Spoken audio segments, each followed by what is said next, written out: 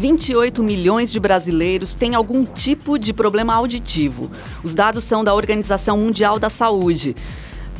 Esses números, no entanto, tendem a aumentar. É que, além do crescimento da população idosa no país, as deficiências auditivas que poderiam ser reversíveis se constatadas até 6 meses de idade, só são descobertas muito depois.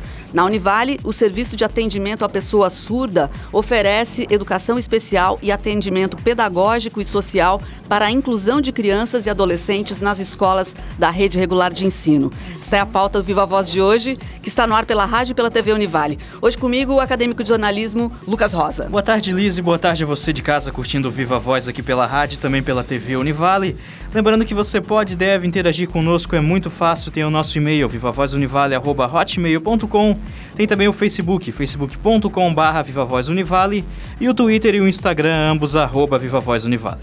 Isso mesmo, e a nossa convidada de hoje é a professora Carla Zimmermann, professora do curso de fonoaudiologia, é a coordenadora do SAPS, o Serviço de Atendimento à Pessoa Surda aqui da Univale, especialista em audição, mestre em distúrbios da comunicação. Obrigada, Carla, pela presença. Obrigada, boa tarde, Lisa, boa tarde, Lucas, é um prazer estar aqui novamente. Então, professora, puxamos aqui esses dados, entrei com alguns aí nessa nossa abertura vindos da Organização Mundial da Saúde, mas temos também o último censo de 2010, o censo do IBGE, que indica que cerca de 9,7 milhões, 9 milhões e 700 mil brasileiros possuem algum tipo de deficiência auditiva, né? O que representa 5,1% da população brasileira. O Brasil está preparado para atender toda essa população? Lisa, hoje acho que nós estamos numa condição muito melhor do que há uma década atrás, por exemplo.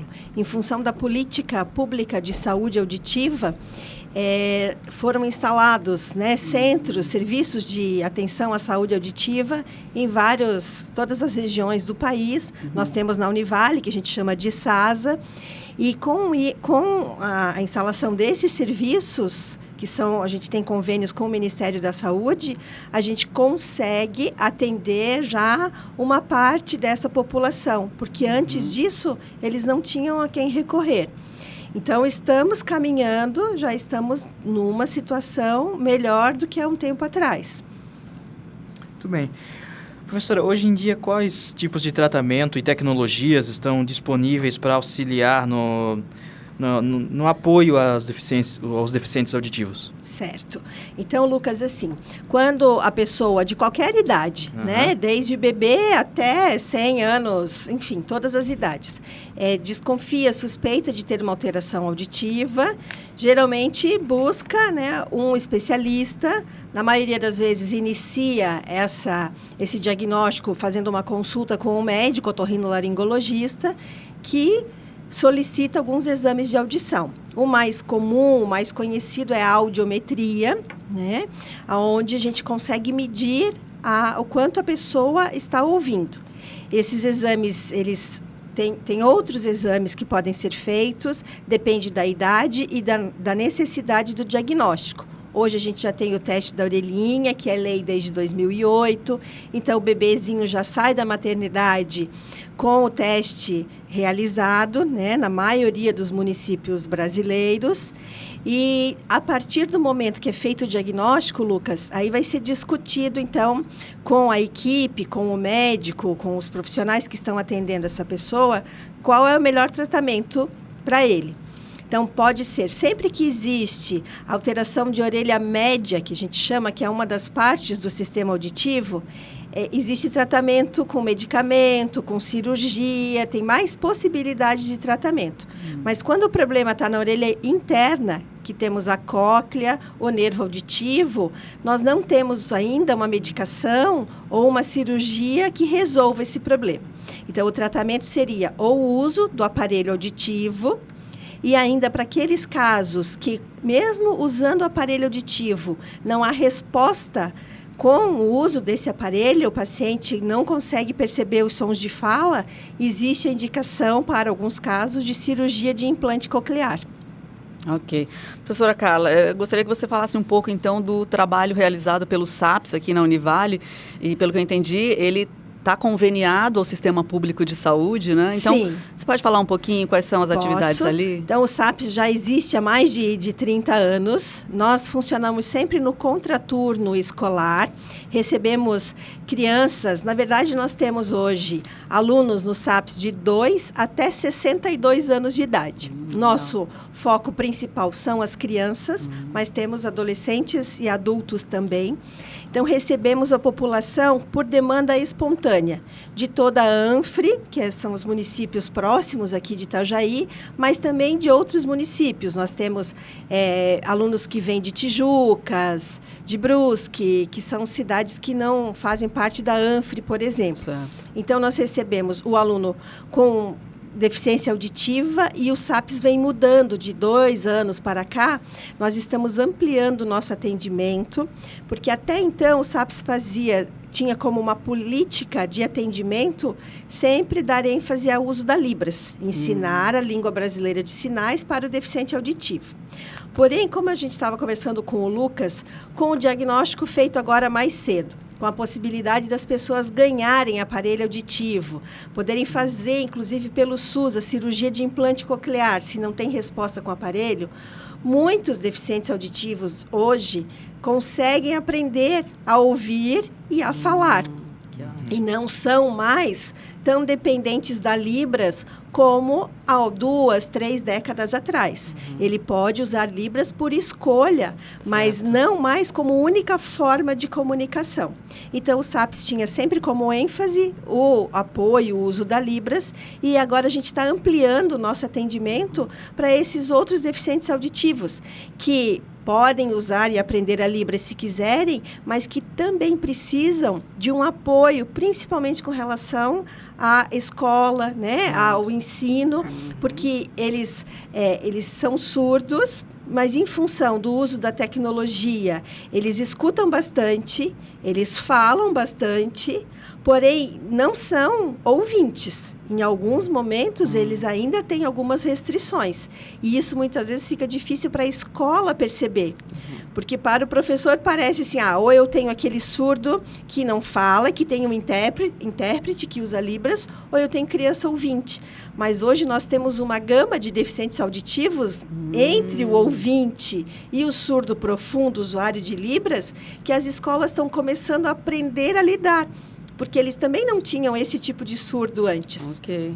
Né? Na verdade, é uma evolução aí do quadro, sim, né? Sim, uma grande evolução. Então, o SAPS está preparado para receber todos os deficientes auditivos. Aí, quando são pequenininhos, a gente faz estimulação de linguagem, eles têm atividade física, têm atividade de dança, né, com o nosso bolsista, que é o professor Bruno, que dá aula de hip-hop. Inclusive, que na semana passada nós tivemos uma apresentação. No festival, Isso, e em comemoração ao Dia Nacional do Surdo. Verdade, claro. Né? Fizemos uma apresentação que foi muito bacana. Então, os pequenininhos têm basicamente a estimulação de linguagem e terapia fonoaudiológica. Os maiores têm apoio ao português, ao desenvolvimento da língua escrita. E os adultos, eles veem, o que a gente vê de muito importante no SAPS é a função social dele. Porque os deficientes auditivos adultos, e até esse que a gente já tem de 62 anos, muitas vezes eles são os únicos surdos da família. Então, a família não conseguiu aprender Libras de forma adequada, não consegue se comunicar de forma efetiva com esse deficiente auditivo. E ele acaba ficando um pouco isolado, um pouco sozinho. Então, no SAPS é o local onde eles vêm e encontram os pares, porque aqui eles têm colegas deficientes auditivos, que têm as mesmas necessidades que eles, as mesmas dificuldades, os mesmos anseios. Então, acaba tendo uma função social para os adultos muito importante. Eu já vou aproveitar, então, o SAPS também oferece algum tipo de orientação para a família também, de um portador de deficiência auditiva? Sim, a gente oferece, Lucas, orientação para a família, recebemos as famílias aqui e também fazemos orientação nas escolas. Nós temos uma orientadora pedagógica que vai nas escolas, faz visitas e a gente tem estabelecido uma parceria muito bacana a partir agora desse semestre, primeiro semestre de 2015, que as escolas estão vindo à Univale. Conhecer a estrutura dos SAPs, entender como funciona um aparelho auditivo, porque às vezes tem aquela criança, a única criança da escola surda e não usa o aparelho de forma adequada, daí às vezes eles chegam perto do aparelho do aluno, está apitando, está fazendo barulho, eles... por não ter o conhecimento suficiente, porque, óbvio, né, não é a área deles, eles acham que aquele barulho também é o que o aluno está escutando, eles acham, então, que o aluno pode tirar esse aparelho auditivo. Eles vêm, a gente dá orientação, mostra, faz oficina, eles entendem que se estiver bem colocado na orelha, eles escutam o aparelho para descobrir como que é o som. Ah, mas é assim que eles escutam? Ótimo, então perfeito. É bom, né? Então, é uma parceria que tem sido muito bacana e que tem ajudado o aluno. Sensacional o trabalho do SAPs, também já conheço há algum tempo, muito bacana. Agora, professora Carla, para as pessoas compreenderem um pouco melhor esse universo da surdez e tal, a surdez acaba muitas vezes levando a deficiências na fala, né? Qual é a relação disso? Isso, então a gente ainda escuta muito hoje falar surdo-mudo, né? E não existe o mudo. A pessoa surda, ela acaba, em função de não estar escutando bem, principalmente o bebezinho que nasceu surdo, com uma surdez profunda, na qual ele não escuta a nossa voz, não escuta a voz das pessoas, ele acaba não produzindo som. Mas por quê? Se a gente for pensar, como é que o bebê fala? O bebezinho lá por volta dos 5, 6 meses, começa com o balbucio, blá, blá, blá, aquela conversinha. E o que a família faz nesse momento? Ela começa a dar sentido para isso. Certo. Ela repete, ela faz... Ai, falou papai, né? Cada um daí acha que o bebê falou determinada palavrinha. E aí se estabelece o início da comunicação pela fala, o bebê começa a perceber que aquilo ali que ele está fazendo, que no início ele fez por puro prazer, tem um sentido e a comunicação se estabelece. O bebê surdo não tem isso. Então, muitas famílias chegam para a gente e falam assim, mas ele falava quando ele era bebê. Ele dizia papá, mamãe, que é essa fase do balbucio. Não tinha significado. Não tinha significado, que o bebezinho faz isso por prazer, né? Porque está descobrindo o seu corpo, a boca, né? Oralizar essas possibilidades de produzir sons. E depois parou de falar, as famílias relatam. Porque daí não escuta a voz dos familiares e repetir esses sons acaba perdendo o sentido. Então, nós não temos o mudo, nós temos somente o surdo. Perfeito. Uma pessoa muda seria aquela que, por algum motivo, não tem laringe, pregas vocais, né? E isso não tem absolutamente relação com a surdez. Perfeito. Bem, eu acho interessante, já que a gente mencionou o aparelho auditivo, explicar então para o pessoal como é que funciona esse tipo de equipamento. Certo. O aparelho auditivo, Lucas, ele tem basicamente 2 modelos. Aquele que fica atrás da orelha, que a gente chama de aparelho retroauricular. E para usar este aparelho, a gente precisa de uma peça que nós chamamos de molde. O molde liga o aparelho que está atrás da orelha ao canal auditivo do paciente. Então, esse tipo de aparelho, ou ainda alguns aparelhos que a gente chama de intra-auricular, que são aqueles pequenos que só ficam dentro da orelha. Muitas vezes, por questão de estética, alguns pacientes preferem usar o intra-auricular. Mas qual é o mais eficiente? Então, depende do grau de perda auditiva, do quanto a pessoa está escutando, para a gente poder indicar o aparelho. Nem sempre o pequeno é o que vai trazer melhor resultado. Então, a gente precisa fazer uma análise criteriosa. Uma coisa, acho que é importante para a gente aproveitar e orientar os nossos ouvintes, é que, assim, o aparelho auditivo ele tem um custo alto, quando o paciente não vem ganhar, por exemplo. Então, não dá para ir num centro auditivo hoje, colocar o aparelho e já comprar naquele dia e ir para casa achando que está maravilhoso. A pessoa tem direito a fazer um teste, a analisar o ganho que tem com esse aparelho, porque é um investimento alto e o interessante é que ele realmente consiga usar, que faça adaptação, para não chegar em casa e deixar guardado na gaveta. Perfeito. Nós vamos para o intervalinho. Já voltamos com a coordenadora do SAPs aqui da Univale, falando sobre audição, Carla Zimmermann, depois do intervalo.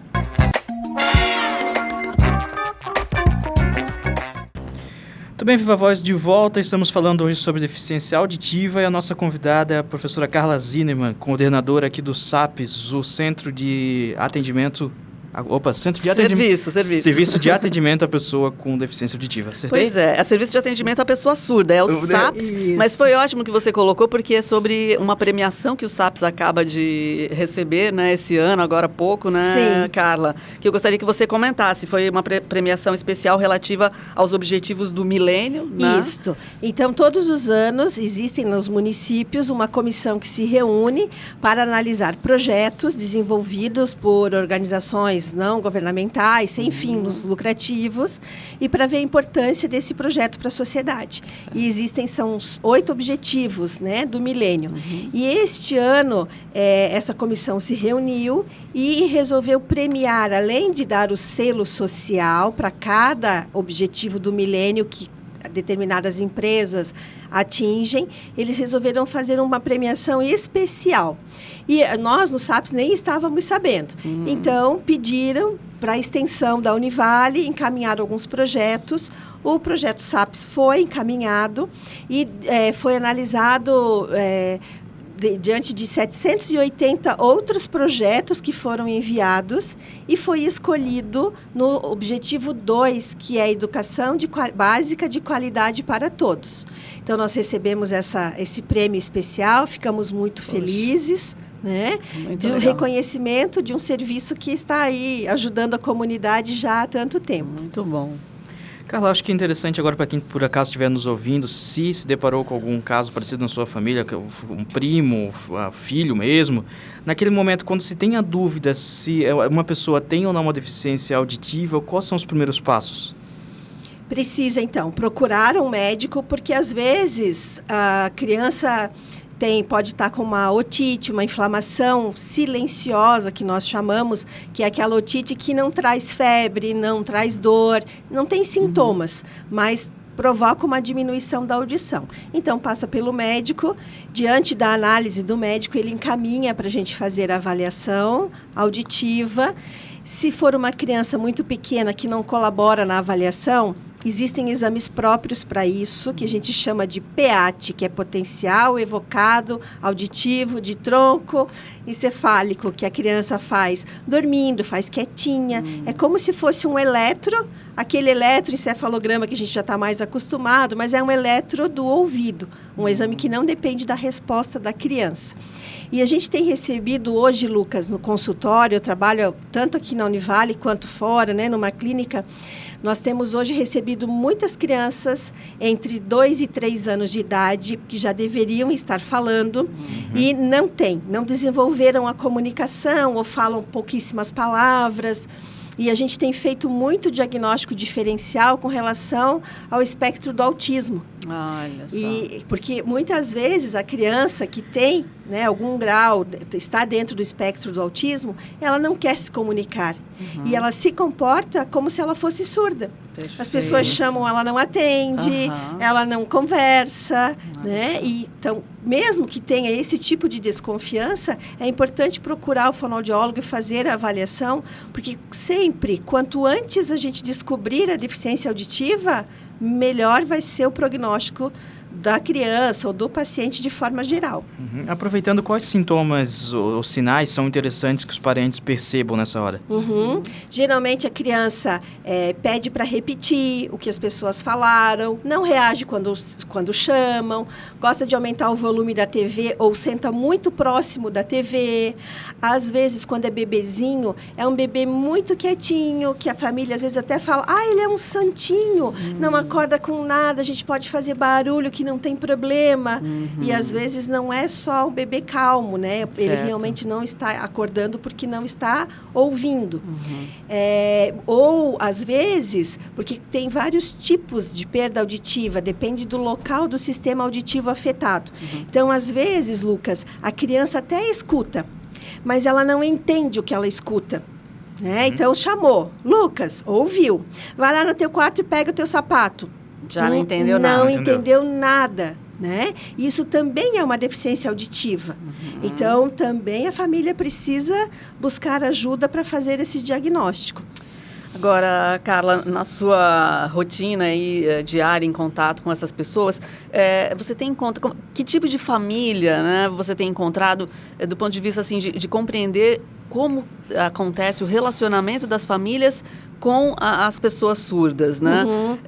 As pessoas na família estão preparadas para lidar com seus nem parentes? Nem sempre, Lisa, nem sempre, né? E o que a gente tem encontrado de maior dificuldade, de forma geral, nós temos no SAPS muitas famílias, é o compromisso, é entender que é um trabalho de formiguinha que a gente tem que fazer com a criança deficiente auditiva para conseguir progresso.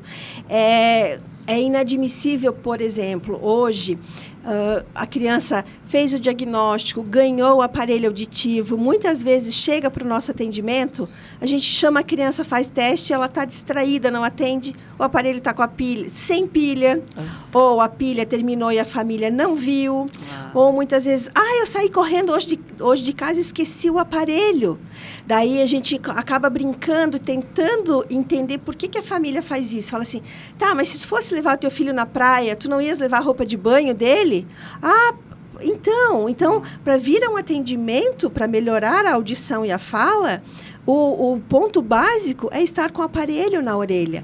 Então, nós temos dificuldades bastante com relação a esse compromisso das famílias, de entender que pequenos comportamentos deles em casa são fundamentais para o desenvolvimento do filho. Muito bem, professora. Hoje em dia, um deficiente auditivo consegue estar incluído plenamente na sociedade e ainda há muito preconceito na sociedade? De forma geral, existe, Lucas, mas, veja, eu acho que dentre as deficiências, eu estava, quando vindo para cá, até pensando, o deficiente auditivo, inclusive, comemora o seu dia, né? Uhum. Porque existe toda uma cultura surda, dos surdos que, por escolha ou por não ter tido a chance na época correta, não usaram aparelho auditivo, não fizeram cirurgia de implante e não escutam e se comunicam somente por libras. Existe, isso, mas a sociedade, de forma geral, quando é um surdo que só faz libras, as pessoas às vezes se assustam um pouquinho. Embora seja lei, nas escolas, todas as crianças têm direito a intérprete, deveria ter intérprete de libras em bancos, em locais públicos, isso a gente ainda não tem. Porém, eles já avançaram muito no sentido de ter leis que reconheçam a necessidade que eles têm e a importância disso. Nós vemos hoje, por exemplo, quantos deficientes auditivos já estão na universidade. Há alguns anos, nós não tínhamos surdo fazendo faculdade. Aí começaram alguns fazendo, por exemplo, educação física, fazendo design de moda, mas hoje nós temos surdos em vários cursos. No curso de fonoaudiologia, por exemplo, nós temos 3 alunas surdas. São alunas que falam, são oralizadas, porque faz parte da profissão do fonoaudiólogo trabalhar com a comunicação. Então, nós não poderíamos ter o surdo que só se comunica por libras, Mas são 3 alunas que têm deficiência auditiva severa ou profunda. 2 delas usam aparelho auditivo, a outra usa implante coclear, e elas estão se desenvolvendo muito bem. Então, nós temos surdos em muitos cursos hoje em nível superior. Bacana. Falando de preconceito, eu penso também que muitas vezes as pessoas reagem, se afastam por não saberem direito como se comportar. Por ter medo. Isso mesmo. O que você poderia dar de dica? E eu acho que um recado que é importante, sim, nós temos, por exemplo, no SAPS, a gente oferece todo semestre curso gratuito de Libras para a comunidade, para os nossos alunos dentro da Univale, para a comunidade de forma geral. Então, pelo menos o básico, se as pessoas aprendem, elas conseguem se comunicar com o surdo e não precisa ter medo deles, É porque se não souber a Libras, a língua brasileira de sinais, a gente consegue fazer mímica, fazer gestos e a gente consegue se fazer entender. Na maioria das vezes, eles são alfabetizados. Então, se a gente vê que é um surdo já maiorzinho, de 8, 9, 10 anos, a gente pode oferecer um papel para que ele escreva, para que ele desenhe. Caso aconteça uma situação de a gente não conseguir de forma alguma se comunicar com eles. Bacana. Bem, já que a gente falou de intérprete também, como é que funciona o preparo para um intérprete de Libras?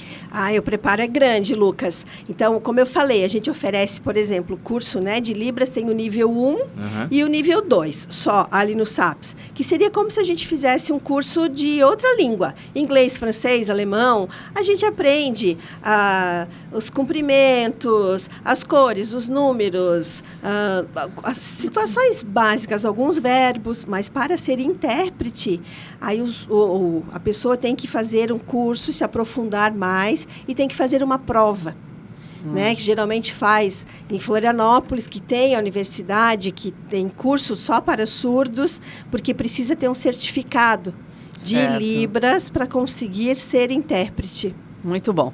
Bom, professora Carla, a gente está indo para o finalzinho aqui do programa. Sim. Vou pedir para você deixar os contatos do SAPS, Certo. de que forma as pessoas que têm interesse podem falar com vocês. Então, o SAPS ele fica dentro da Univale, né, no bloco, no F5. O nosso telefone é o 3341-7980. Se não conseguir, porque nós não temos uma recepcionista, uma secretária. Então, às vezes, todo mundo está em sala de aula, está em atividade, o telefone toca, a gente não consegue atender. Sempre no período da tarde é mais fácil. E se não, pode encaminhar o e-mail para mim, que é Carla, com K, então, carlaa@univale.br. Nós estamos abertos a receber famílias para orientação, receber as crianças para fazer parte da nossa equipe, os adultos, ir nas escolas, fazer orientação. Muitíssimo obrigada. Fantástico o trabalho de vocês. Parabéns pelo Obrigada. prêmio, né? Nós conversamos com a professora Carla Zimmermann, que é a coordenadora do SAPS aqui na Univale, né, Lucas? É isso aí, muito obrigado pela sua companhia. Esse foi mais um Viva Voz. Suas ideias em alto e bom som.